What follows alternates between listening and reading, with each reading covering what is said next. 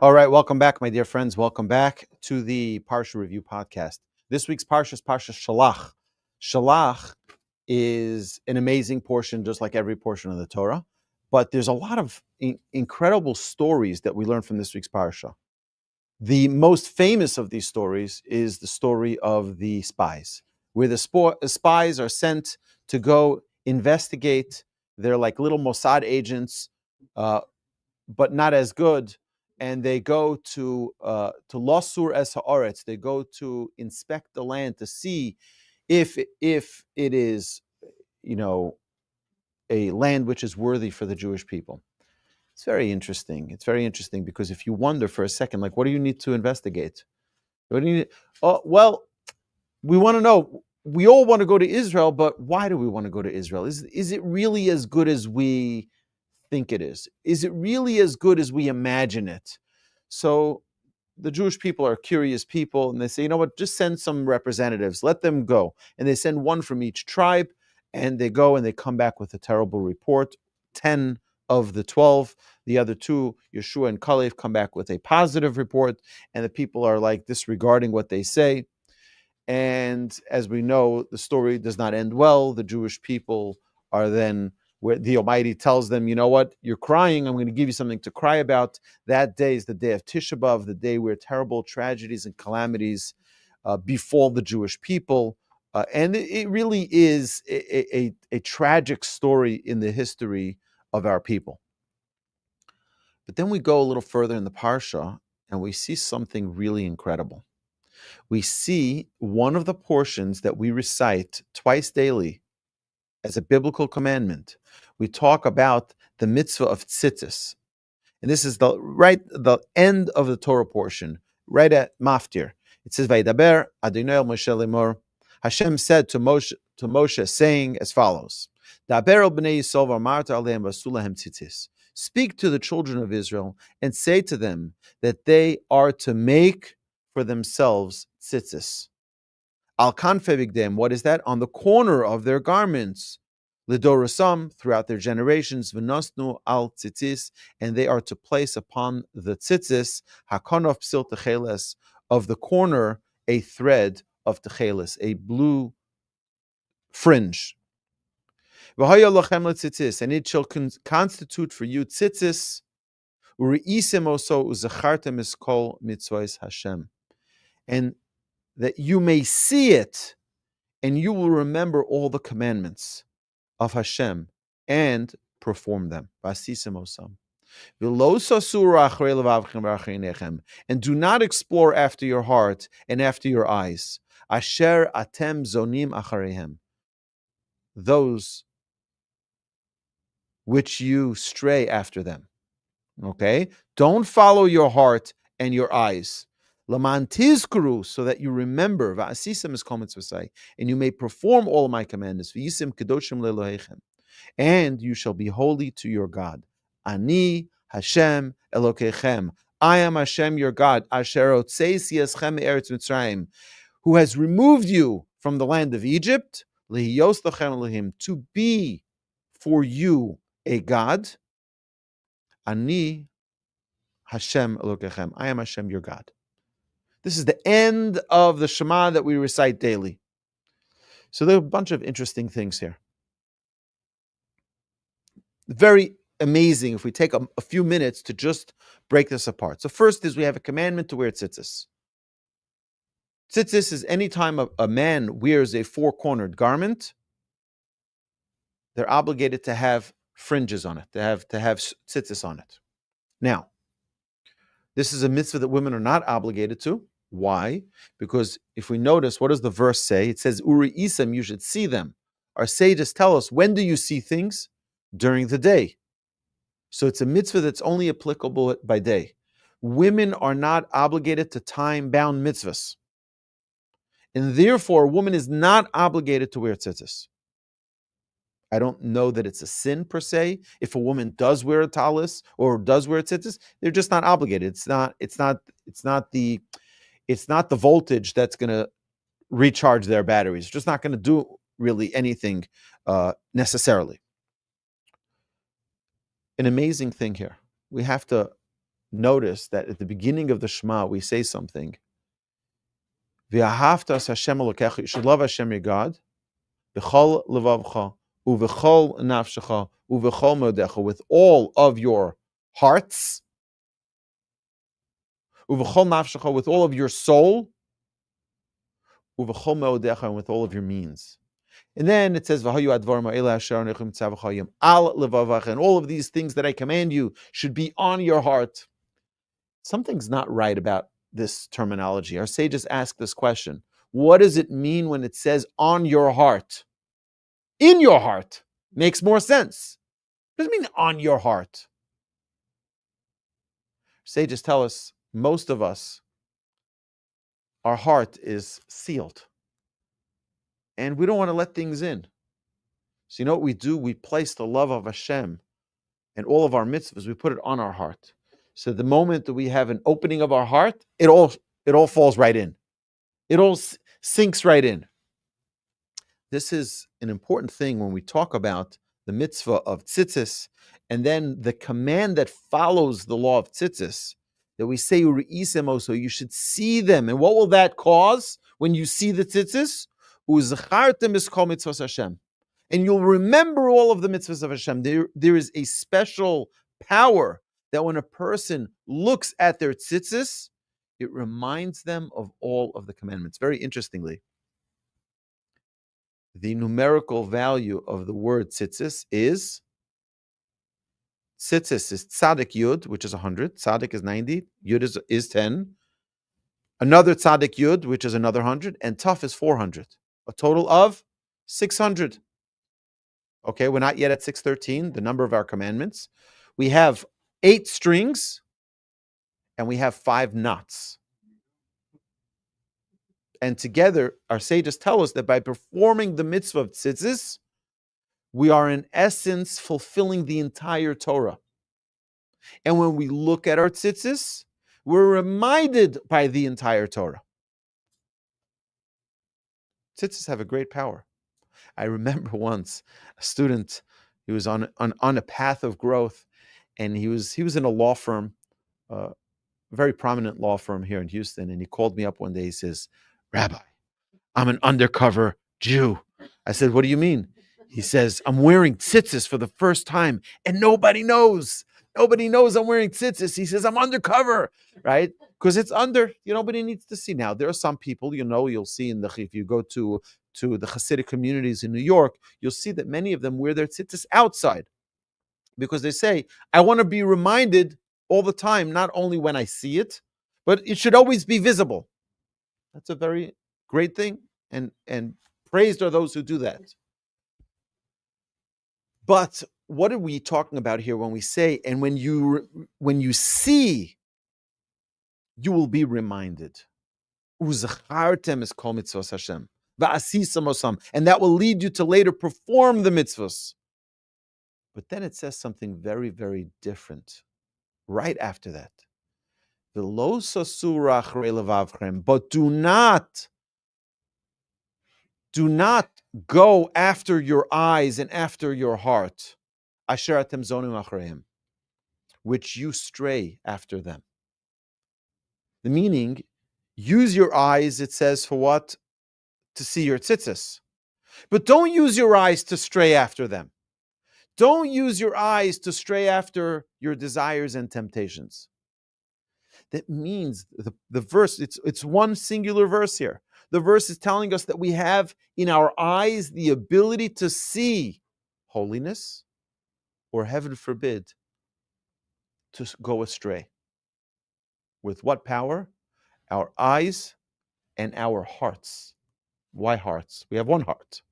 Well, our heart, I think it's very apropos that with a heart that we design, and children learn at a young age, is the heart that looks like this, is that there are 2 parts to the heart, right?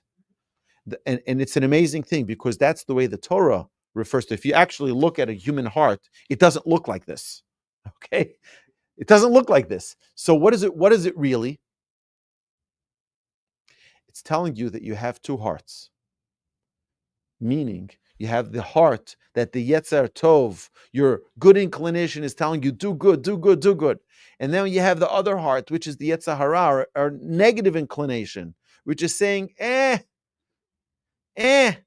binge another show, watch another movie, go astray. You ever wonder that our world that we're living in, we mentioned this just previously in some of our classes, that we have so much sophistication in our lives. Now, most of it is a blessing. It's a great thing. But how much of it adds stress, adds anxiety, adds complication to our lives? Let's just think simply, okay? And let's not be the spoiled generation that we're going to refer to in a second. But what used to be with people, they were very, very excited when they would buy an automobile, a car. They'd be very excited. Why? Because it helps me get from place to place. But then we started looking astray, and we see that there's something called air conditioning. Oh, I got to get air conditioning. So we get air conditioning. Then what? We have these automatic buttons that put the window up and put the window down. And then we have so many other things that come up as new pieces of technology that are going to help us. But we don't realize how this adds a little bit of stress in our lives. Why? Because what happens when the windshield wipers don't work? And when there isn't enough washer fluid? And when the brakes start squeaking? And when we have to always fill up gas or charge our cars? Flat tires. And we have issues with the transmission. And we have issues with the engine. And we have issues with a light bulb being out. And we have issues with so many of these buttons and things that are there to help us. The air conditioner doesn't work. I can't drive my car. Really? Your grandparents would be very, very happy to drive a car that didn't have air conditioning, that can get them from place to place so quickly. And they can load up all of their groceries in it. But we get to a frame. Now, today, what most people do is like, it's okay, I'll just take out a lease. Then in 3 years, I'm done with the old, in with the new, and I have a new set of wheels, and I don't have to deal with problems. I don't have to deal with the headache. But you see how just our eyes has taken something which is a great gift and made it into a tremendous burden where, now I have to go bring it for servicing, and I have to fix this, and I have to fix that, and this is making noise, and that's making noise. It became something which is a tremendous burden. While we can look at the same thing as a tremendous blessing. And in our lives, we have constantly things, one after another, that if we're able to bring it down to simplicity, and by the way, think of your home, right? Your home, you can have a water leak, you can have a problem with your washing machine, with your dryer, and you can have problems with the leaky sink, and you can have problems with, with the foundation if you're in Houston. And then, you know what? I'm going to build a pool. Then you have problem with the pool, and you have issues. The Mishnah says, Marbe nechosim, marbe de'aga. The more possessions you have, the more worries you have. So why do we have more possessions? Because our eyes show us things that are attractive, and we say, I want that. I want that. I want that. Even maybe, perhaps, hopefully not, in a sense of jealousy. You go window shopping. You go to the mall. I'm not buying anything. I'm just going window shopping. Yeah, but next week you'll come back to get all those things that you desired, that you looked through the windows and you saw this and you saw that. And the things that you said, this is a crazy fashion. No one's ever going to wear things like that. And then 2 weeks later, we see ourselves wearing that. It is uriisimoso. When you look at things, you can look at things and be tempted, or you can look at it and be reminded. Uzchartem is kol mitzvos Hashem. And here we have the terrible challenge of our eyes and our hearts. It says that a blind person is like a dead person. Why? Because they don't see their food. They don't see their food. They can't enjoy their food. Can't enjoy something you don't see, because the seeing of it builds the appetite. That's why you go to a restaurant and they have it displayed so beautifully so that it motivates, it builds your appetite. There's nothing wrong with eating with appetite. It's a great thing. But do you know what the problem? The problem with it is that same set of eyes is the intake of our information. It's the intake of our desires. It's the intake of our temptations. Our world that we live in today, you can see it on children.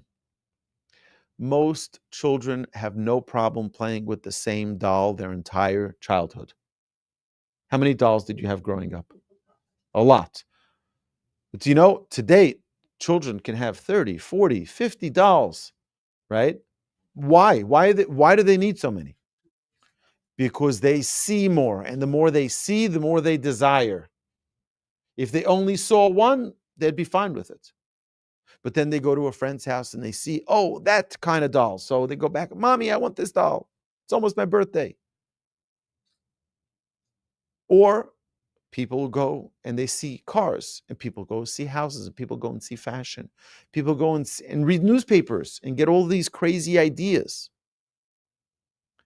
So your eyes are so powerful that your eyes are able to infuse new ideas into your heart that now desires. And what's if those things that we see are not good? We're not saying that houses and cars and fashion, all those things are not good. They're not good if they're in control of us.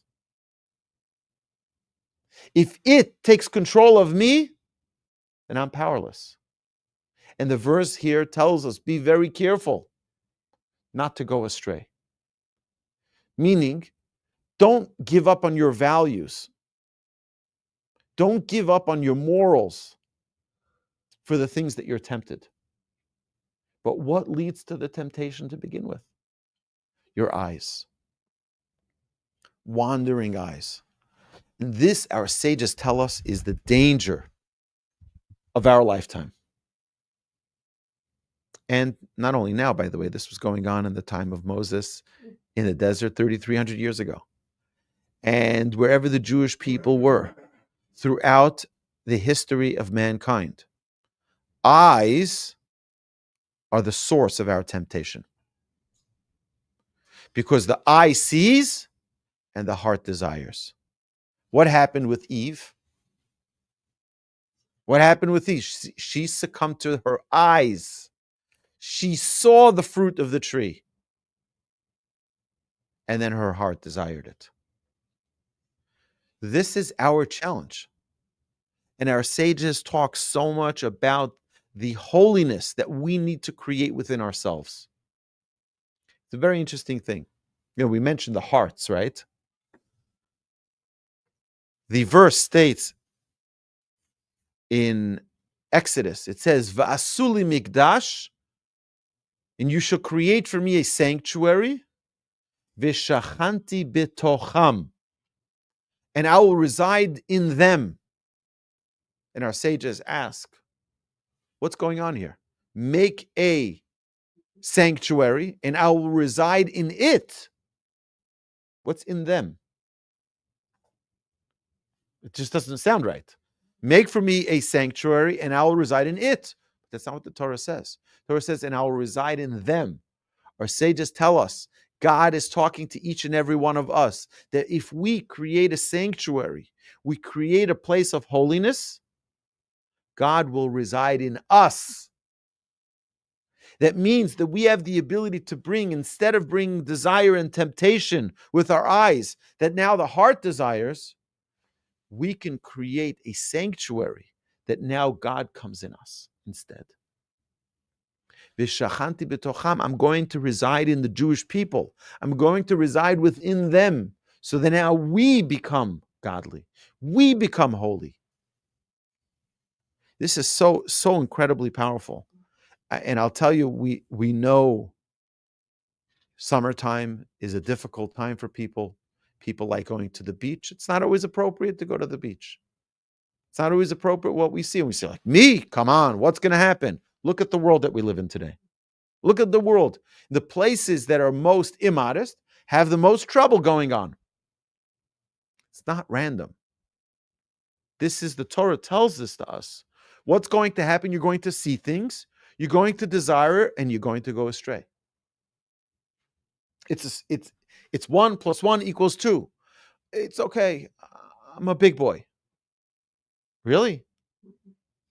So you don't have temptations. So you don't have desire.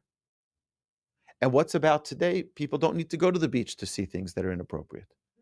People have a little device, a little phone. And that phone and that all types of technology have the ability, because of our eyes, to lead us astray. And this is the challenge of our generation. These verses are talking to us. They're talking to them back then, 3,300 years ago, but talking to us no less, where we have the ability to go astray as well by following our eyes with whatever nonsense. And today you have all of these social media platforms, without mentioning them by name, so many that are training. I'll tell you, I have a friend that just moved to Houston a year or two ago. He used to work for one of the big social media companies. And you know what his job was? You know what his division? His division was responsible for making their platform addictive. That was his job. To make it so that suddenly you don't realize that it's an hour later and you're still scrolling through videos, that you're still scrolling through chats, that you're still scrolling through messages. To make it addictive that you don't want to stop it. So it is working because people are spending an increasing amount of time. Now, thank God Hashem has given us here at Torch the technology and the ability to utilize these platforms to share words of Torah, to share words of wisdom. And who knows, maybe this message will get online. Who knows? But I've seen just on one of these, I just started it in the beginning of March, started to post these short clips on various different platforms. And I'm very happy. The numbers are insane. The numbers are just astronomical numbers of people watching. Now, it's a good thing and a bad thing. It's a good thing because hopefully people are getting inspired, but it's a bad thing if people are spending so much time that they get to watch. They're just flipping through one clip after another clip after another clip. Okay, so thank God there's something holy there, hopefully. But it's so damaging if someone is lost in that world and doesn't have control. I have on my phone, on all of my apps, every 5 minutes, it gives me a reminder of how much time I've been on that app. 5 minutes used, 10 minutes used, because the most precious thing we have is time. And I don't want my time to be given away for free to some app, to some social media platform, to some desire or temptation. So the more we're able to reinstill within ourselves these words of the Torah, do not go astray after your heart and after your eyes. Technology is a very, very incredibly powerful and beautiful gift, but equally dangerous. Equally dangerous. It has the ability to do so many great things for us, and sadly, so many terrible things to us as well. There's so much to talk about this, because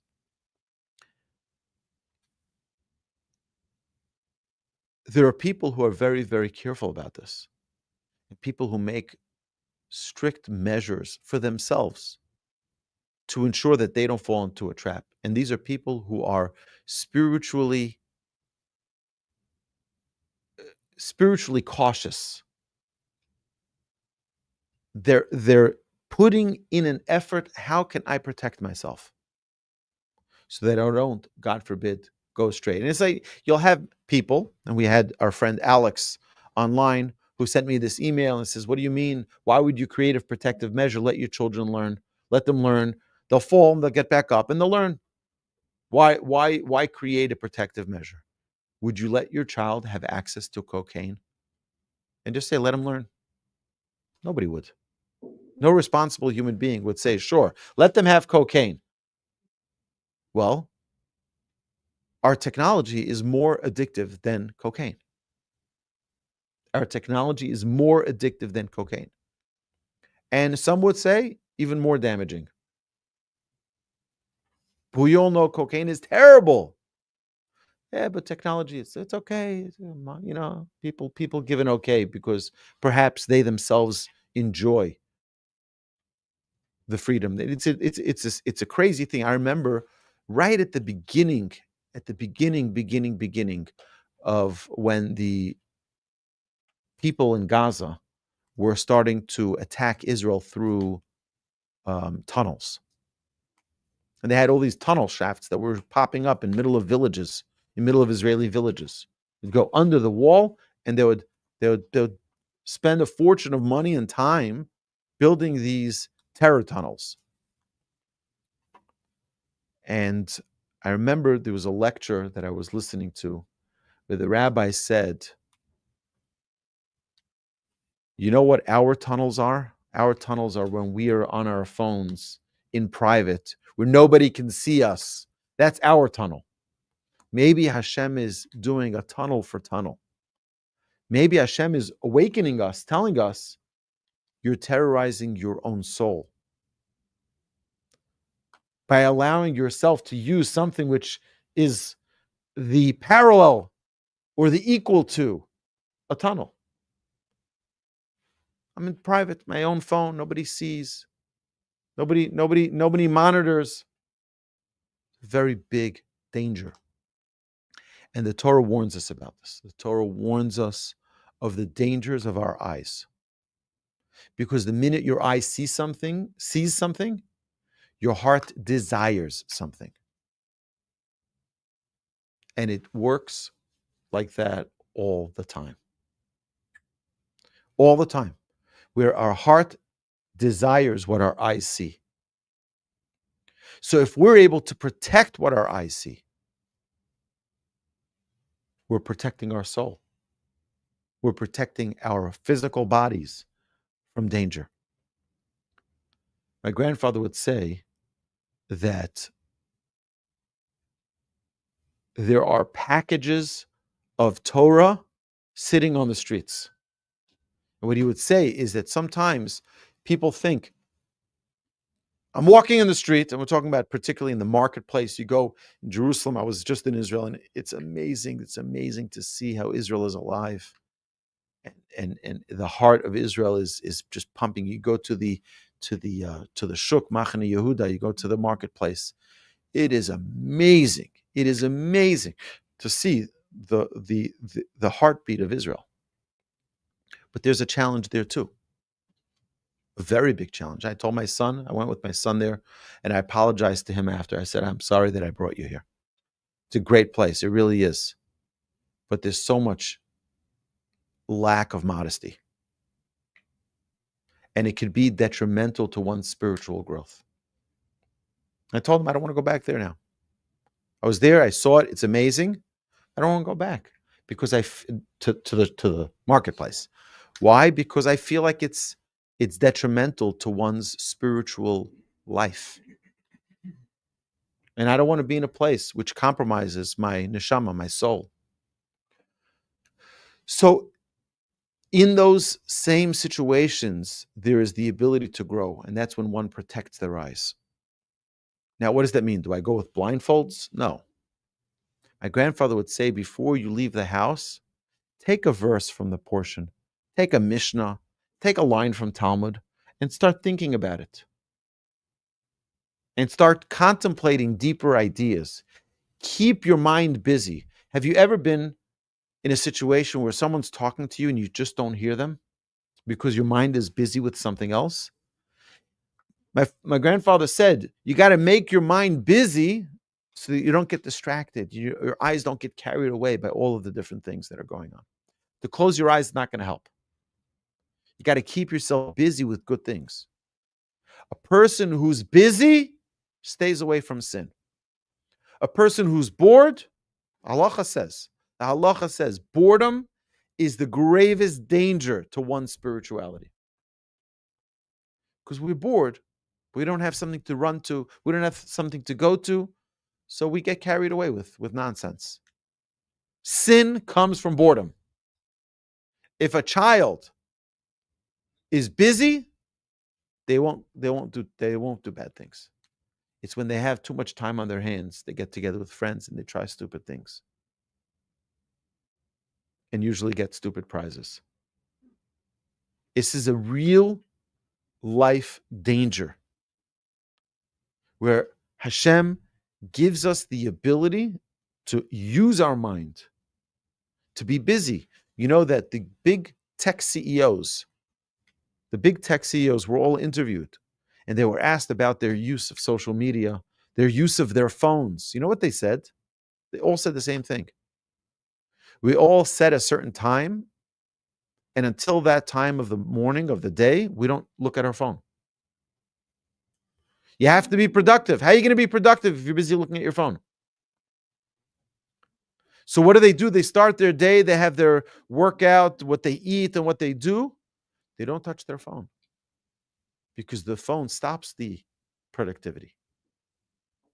We're just taking in information, and hopefully it's decent and good information, not ones that lead us astray. This is a real life danger. And our hope and our prayer, we're reminded by this, by the way, every day, twice, that we recite this. Every morning and every evening, we recite the Shema. We should remember we have a real, clear, and present danger of our eyes leading us astray. Who controls our eyes? We control our eyes. Our eyes don't just wander. We let them wander. If we guide ourselves and focus so that we don't allow ourselves to do things that we shouldn't do, to see things we shouldn't see, Hashem will hopefully protect us and defend us and build within us a sanctuary where God can reside in it, in us. Hashem should bless us all with an amazing Shabbos. Hashem should bless us all that we have the tools to protect ourselves, to ensure that we're always in a good place, having good influences, and always seeing good things and desiring good things, and not, heaven forbid, the opposite. Because the source of our intake of information and desire is our eyes. Hashem should guide us all. Hashem should protect us all to always see good things. Amen.